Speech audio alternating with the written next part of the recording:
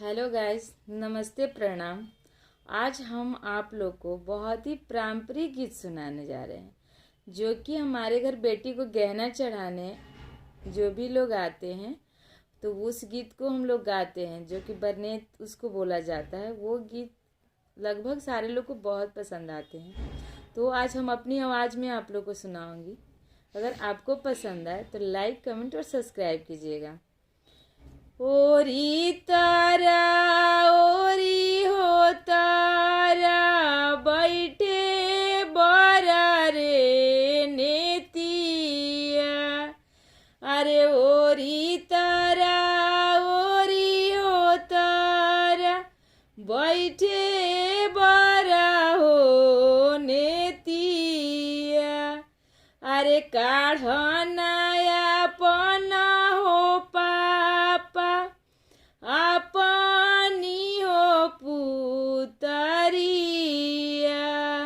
तो देखिए एक बाप कैसे बोलते हैं लड़के के पापा से।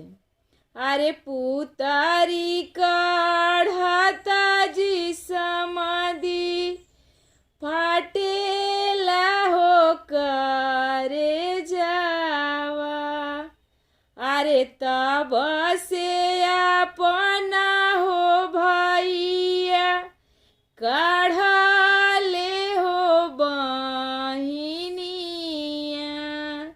तब देखिए लड़का के पापा लड़की के पापा से क्या कहते हैं।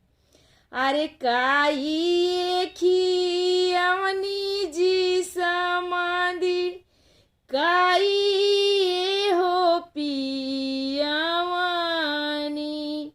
कौना महले बीच चोरवले हो रानी ऐसान सुंदर हो दियावा। तो देखिए लड़की के पापा क्या कहते हैं लड़के के पापा से। अरे खोआ खियावनी जी समाधि दूधावा हो पियावानी। अरे शीशे के महलवा जी समाधि चोरा